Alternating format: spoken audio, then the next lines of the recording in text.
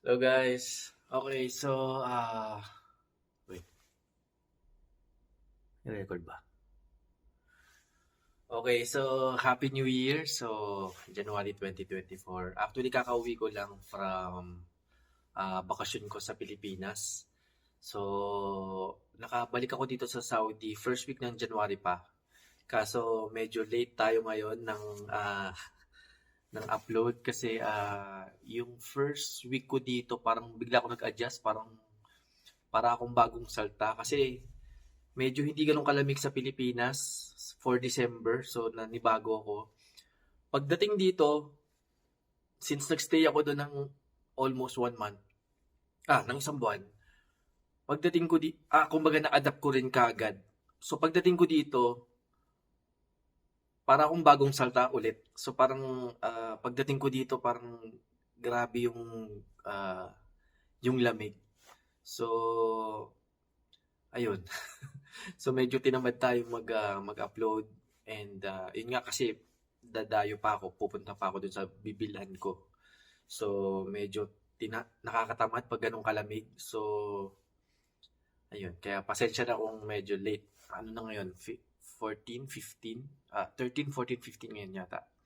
Ayun, so kakagaling ko, ayan na, sa previous vlog ko. So nandyan yung video ko nung binili ko though hindi ko pinakita yung binili ko, pero yun nga, aside from online shopping, yan, Amazon, Noon, Fragrance X, dyan ako bumibili ng retail.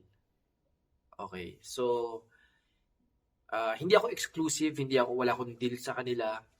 It's just, kumbaga for 2 years, um, at least alam ko kasing, tawag dito, original, legit, kilala na ako ng mga sellers, and kung hindi man ako masyado nakaka-discount ng malaki dahil kahit alam nilang lagi ako sa kanila bumibili, kumbaga kung ano yung napag-uusapan namin before, yun na rin yung presyo na binibigay nila, even magtaas sila. So yun na lang siguro yung pinaka parang deal namin. So yun, so sinama ko kayo doon, panoorin nyo yung previous vlog, yung sinundan nito. Ah, Ayan, so may Alma Iglia dito sa Riyadh. So may nag-comment din kasi sa akin sa Versace Pour Homme na vlog ko, kung nagpapaturo kung saan yung eksaktong location sa Almaiglia. So, alam ko kasi noong time na yun, lagi ko sinasabing Gate 4, Unit 4. Pero, ah, wala pala siyang gate. Kumaga, or hindi ko na alam. Though may video naman doon. And inano ko naman kung saan yung street, saan yung daan. So, yun. Sundan nyo na lang kung sino yung mga taga-Riyadh na gustong pumunta doon sa Almaiglia. So, yun, kay Rukun Mubarak Trading Company for perfumes. Yan, diyan ako bibili. And, yeah. Though, pwede nyo ring ikutin kasi pwedeng meron din kayong pwede kayong maging suki.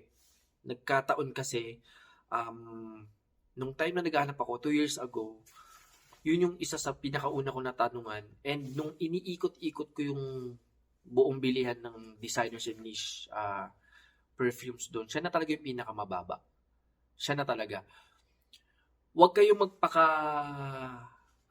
huwag kayong mapadala doon kasi pwedeng 200 yung ibigay sa Rukun Mubarak. Pagdating nyo doon sa kabila, ibibigay 170. I-clear nyo kasi binibigay nilang presyo is presyo ng tester. Hindi budaa. Ibig sabihin ng budaa yung original packaging. So, hindi katulad dito sa Alma Iglia, ang binibigay nilang presyo muna is yung presyo mismo ng budaa. Okay? Yung original packaging, hindi yung tester price. Kasi ang tester price usually, 20, 30, 40 reals difference.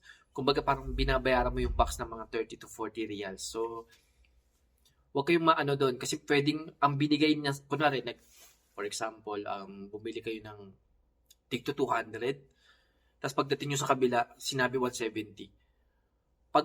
Di syempre, obviously, mas mura. So, dun nyo kukunin. Tapos, sa huli, ibibigay sa inyo tester. So, kaya inaano ko kayo, nun kayo Rukun Mubarak na para at least, tsaka i-clear nyo na rin kasi pwedeng alam nyo na, yung iba rin yung tao doon. So, i-clear nyo na rin na wag tester, yung mismong original packaging. Pero kung tester ang gusto nyo, walang problema dyan. Basta at least clear kasi ang litong difference sayang naman. So,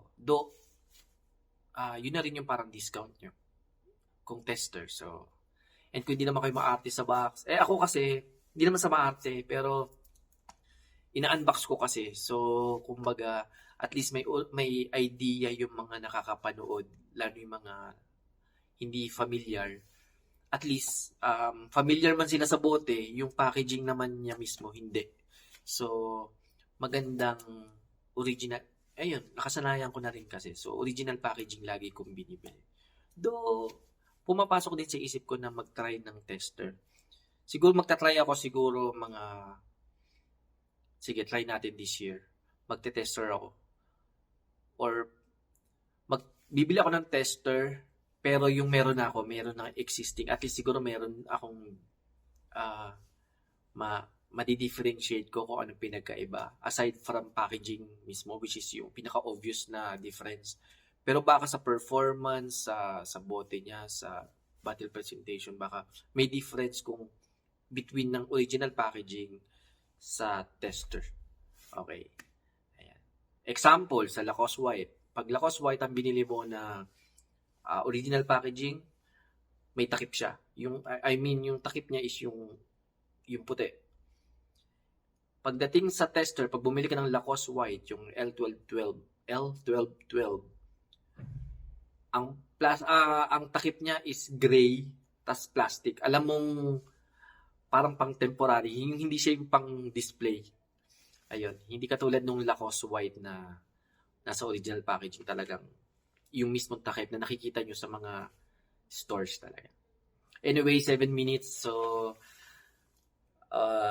okay. So, ang dami ko na ulit kwento. Akala ko mababago na yung format ko na onting kwento na lang.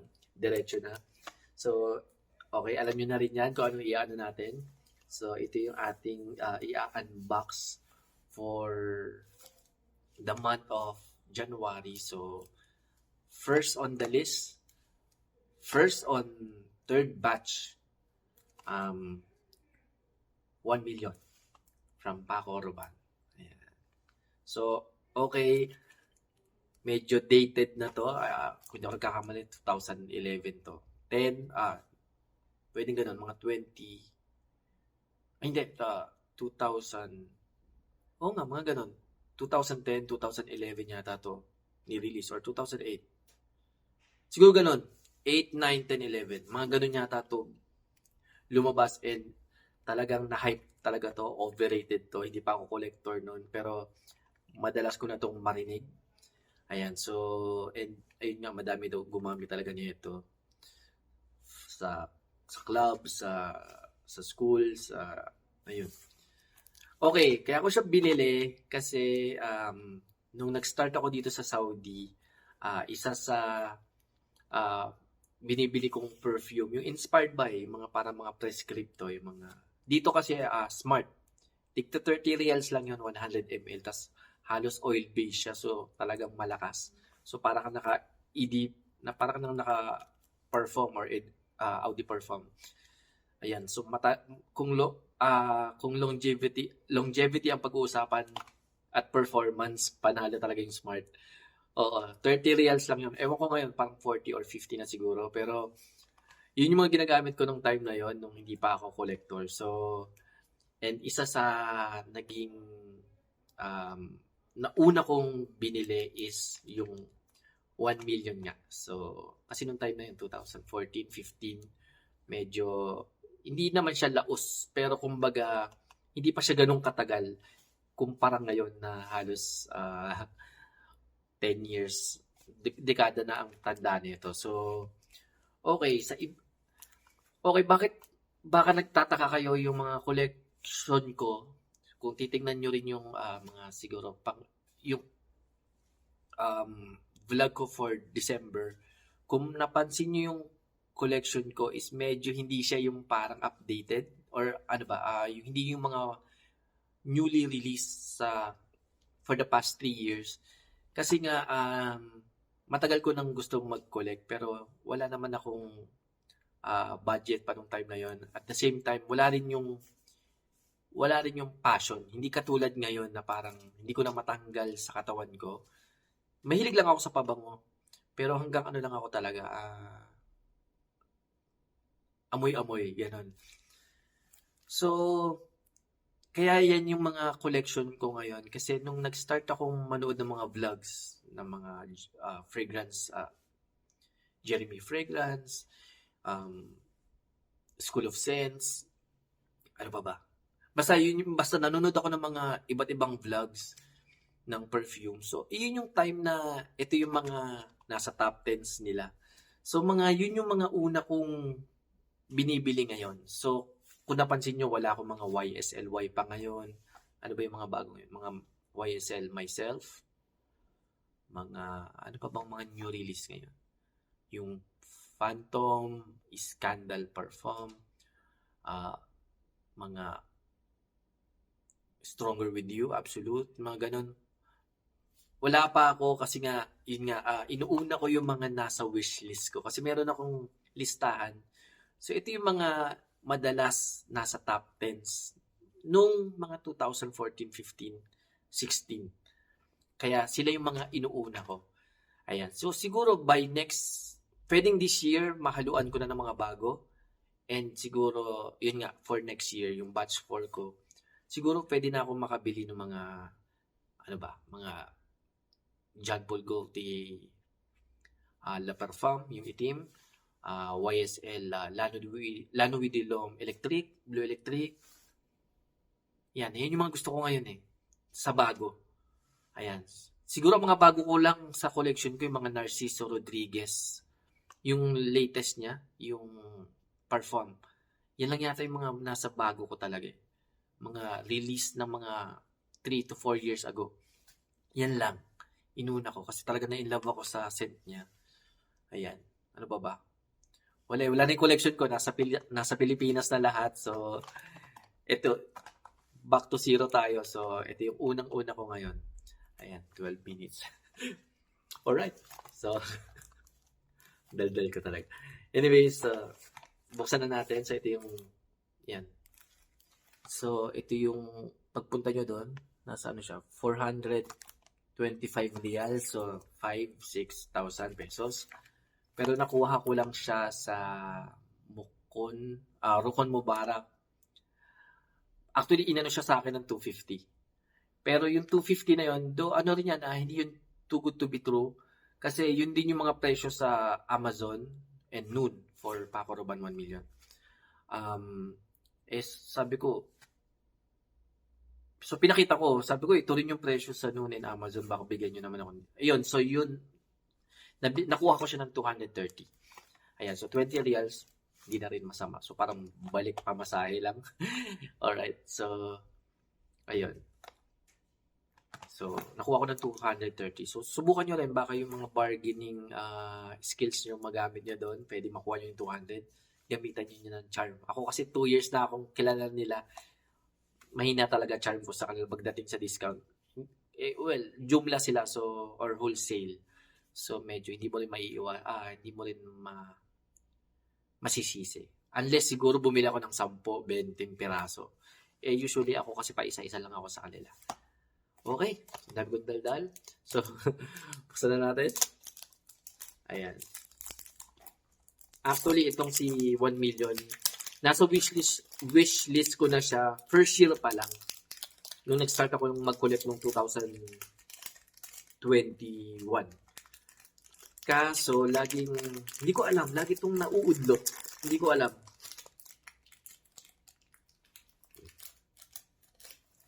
Lagi siya nauudlot, hindi ko alam. And then sabi ko, kasi nga paiba-iba ako ng mood. So, kunwari sa month of ganyan, may 3 kong pagpipilian. Tapos, i-check ko na yan sa online, yung difference ng price niya. So, dapat ganun. Wag lang rin kayo doon lagi. Check nyo rin yung current price niya sa Amazon or sa Noon, kung taga dito kayo sa Saudi or Fragrance X. Kasi talagang nagva-vary. Pwedeng mas mura doon, pwedeng mas mura dito, pwedeng mas mura dito. So, nagva-vary talaga yung kanyang price. And sa Noon and Amazon, madalas laging may discount. Yan. So, kaso, yun nga yung downside. Pag mga online, may chances na makakuha ka ng counterfeit. Okay? Kaya siguro importante, hindi siya fulfilled lang ng Amazon. For example, dapat sold by Amazon. Tingnan nyo, para at least galing talaga siya sa Amazon. Pero pag mga fulfilled, tapos yung ratings, hindi masyado maganda, tapos bago lang siya, tapos too good to be true yung mga price. Kaya dapat importante, alam nyo rin, yung ano niya, yung nasan yung price range niya. Kasi mamaya, gusto nyo na yung, for example, gusto nyo ng Sauvage. Magkano ang Sauvage? Nasa 400 to, mga 4, 5, 600 yan. Reals. Saudi Reals. So, pag binibenta yan sa Amazon or Noon ng mga 100, masyadong too good to be true. Hindi yan original. For sure. For sure. Tas fulfilled, tas bago lang. Tapos puro mababa ratings niya. Or hindi naka-display yung mga comments. Counterfeit yan. 99.9%. Ayan. So, ito rin ng pro for, yan, yung sinasabi ko na retail. Kasi meron siyang actual na unit. Meron kayong habol in case mabigyan kayo ng, kung marunong talaga kayo tumingin and sa tingin nyo, fake siya, may habol kayo. Mababalik nyo or, di ba? Hindi katulad sa Amazon and Noon, may times non-returnable yung item. So, kawawa ka, sayang yung pera mo. So, ayun. And, since 2 years ko na siyang, lagi ako doon. So, never akong nabigyan ng counterfeit. So, ano talaga yan? Legit yung store niyan. Kaya, at least, dyan na kayo. Okay na yan. Pero, try nyo din mag-ikot. Ayan. So, ito yung kanyang box presentation. Yan, so 1 million from Paco Rabanne, 100 ml. Ayan, so ito yung kanyang gilid, likod. May logo ng Paco Rabanne, and then sa baba. Nandito yung batch code niya. Made in France. Ingredients. Yun. Yan. Yan, so EDT yung kinuha natin. Ito kasi yung, ewan ko, since nag-start pa lang rin kasi ako, 2 years, maaga pa yan. So medyo, hindi pa ako masyado sa mga flankers. For example, sa John Paul Gaultier, pinaka gusto ko sa kanila yung itim. Yung La Perform, yung latest. Pero ba't inuna ko yung original? Ewan ko, parang meron akong parang bago ako bumili ng flanker, yung mga sumunod, bilhin mo muna yung original. Kaya, doon, yung Narciso Rodriguez, di ko naman binili yung original. Or yung Dolce & Gabbana The One. Wala rin akong EDT nun. Diretso ako sa EDP. Basta bahala na kayo. Ayan, so, ito yung battle presentation naman niya. In 3, 2, 1.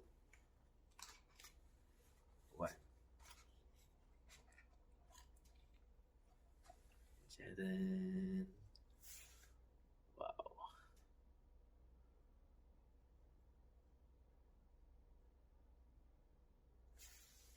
Panalo. May fingerprint ba? Wala. So, talagang siya. Tsaka pag bibili nga pala kayo, lagi nyo titingnan, lalo yung ilalim. Kung meron siyang bakas na nabuksan siya. Wait lang, bababa ko. Ayan. Pag bibili kayo tapos naka-sealed, lagi nyo titingnan yung ganito niya. Lalo na yung mga bandan dito. Kung meron siyang marka na onting uka, ganon. Bakit? Kasi may chance na pwedeng, lalo yung mga nasa gitna or harapan, pwedeng pag may bumibili, tapos sinabi nila, pwede ko bang maamoy? Minsan ang gagawin nila doon, hindi sa Roko na, kumbaga sa ibang mga shop, binubuksan nila mismo yung binibenta nila, yung nasa may istante. Bubuksan nila yung plastic, binubuksan nila usually sa ilalim. Tapos, doon nila i-spray sa'yo.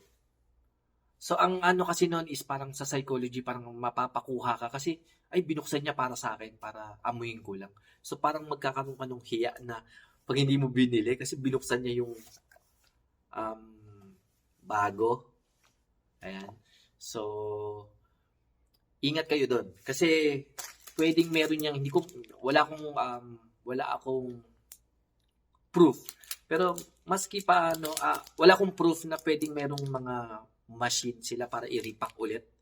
Like ito, kasi, anong plastic lang naman to. Pwedeng di ba? Pwedeng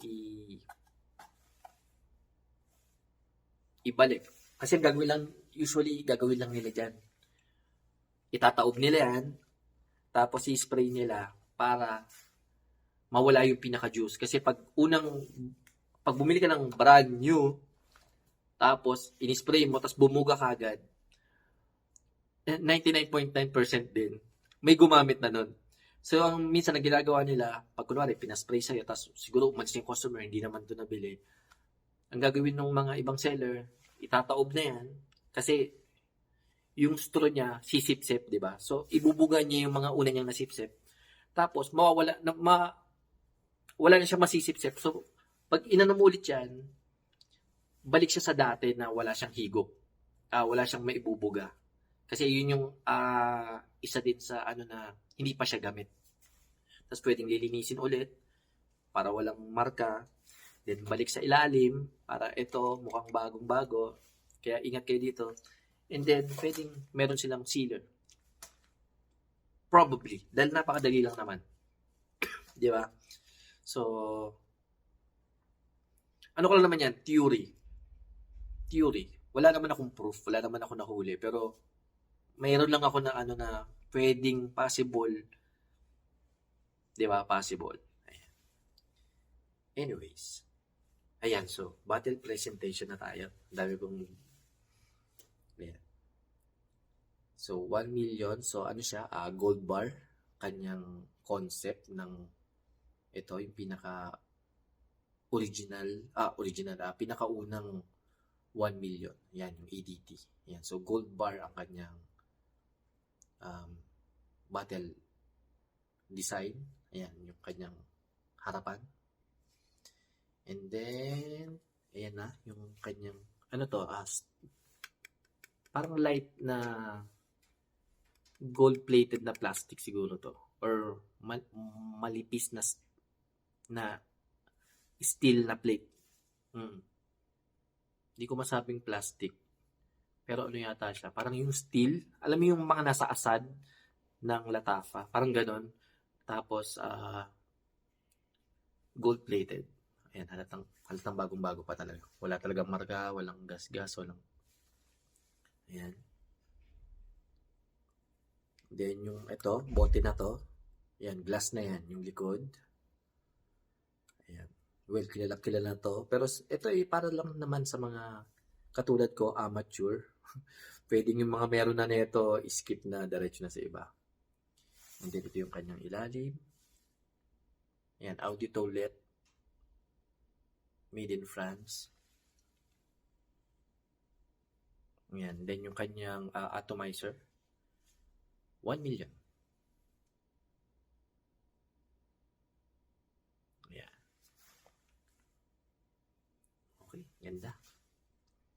Finally. Finally na nabili ko rin siya kasi talagang ilang beses to talaga naudlot. Ayan. Okay. Ito rin pala yung sinasabi ko before na para siyang si Yugo Boss Battle na mabango yung kanyang opening. Sobrang bango, actually. Kaso pag tumagal siya sa'yo, yung kanyang dry down, yung mga pang 6, 7, 8 hours na naamoy mo, medyo nakakasulasok na siya. Gusto mo na siyang tanggalin. Pero, na-realize ko lang, kaya siguro ganun, kasi nung time na yon winter yon. So, nauso dito yung mga leather jacket. Hindi naman ako nagle-leather jacket sa Pilipinas. Pero dito kasi sa Saudi, uso yung leather jacket. So, nakiuso ko. Mga ayun nga, mga first, second year pa lang ako dito sa Saudi. Na kaya uso ko, bumili ako leather jacket. Then ito yung mga perfume ko, yung Smart. Tapos, ini-spray ko siya. Well, wala pa ako alam. Ini-spray ko siya directly dun sa jacket. Tas leather yun. So, kumbaga, siguro maganda yung matagal talaga kapit niya doon. Tapos, hindi naman madalas labahan ng jacket, lalo na leather. Di ba? Hindi rin yan katulad ng damit. So, sasampay mo lang yun, gagamitin mo ulit kinabukasan hanggang sa ginagamit mo na siya everyday. Kaya doon ko na-realize na baka kaya siya nakakasulasok kasi paulit-ulit po siyang ina-apply. I mean, nang hindi, syempre, hindi katulad ng damit na nahuhugasan, then pwede mo ulit i-spray yan. So, kaya siguro nasusulasok ako. So, siguro, kaya ko nasabi yon dahil mali ang application ko, obviously. So, ngayon, this time, aanuhin ko kung okay ba to, kung nakakasulasok pa rin ba.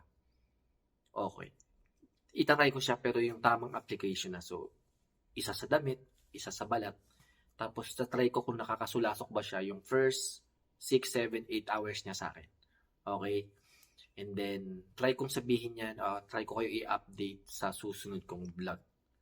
Okay, so, isang buwan ko ulit ito gagawin. Mga ano lang, mga 2 weeks. Kasi magfe-February na, so, bibili na naman tayo for February. So, anin ko kayo? Okay. So, box presentation, bottle presentation. Amuyin ko na pala. Test natin. Okay, so,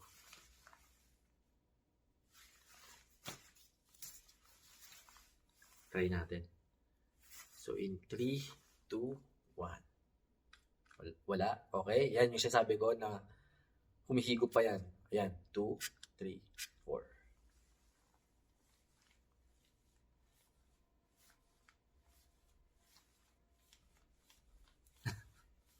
Wow. Yan talaga yung magic ng perfume. No? Yung pag naamoy mo siya, talagang ibabalik ka niya doon sa panahon na madalas mo siyang nung time na ginagamit mo siya. Talaga ibabalik. Nata-time travel ka. Ayan, parang bumalik ako sa 2014, 15, 16. Ano to? Sweet. Matamis to. Grabe. Madalas ko tumamoy sa mga Arabo. Sila yung nag-ano sa akin eh. Kasi nung bumili ako noon, hindi ako masyado sa perfume noon. So ito lagi nire-recommend nila. O yung 1 million. Nung paano ko na yun? Ano ngayon? 2024. 10 years ago. 10 to 9 years ago. Ayan. Naalala ko yung unang taon ko dito sa Saudi. Ito yun. Ito yung perfume ko.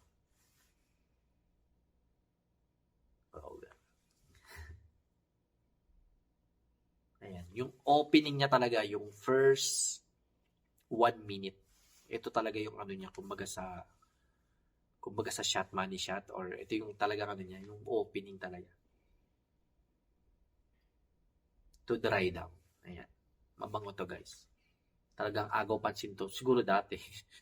Kaya nga umuso sa club. Pero masyado tong common. Kumbaga parang naging subadge, di ba? Yung subadge. Parang lahat yun yung ginagamit. Lalo talaga pag na-overrated. Ayan.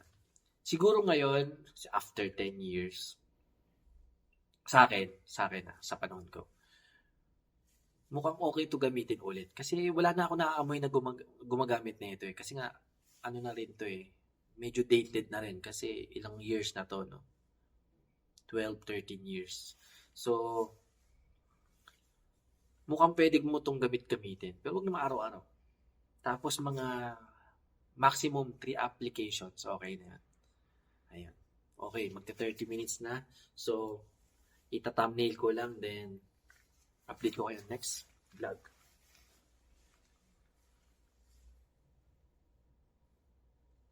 Kadilig ko kasi re-reflect guys ha.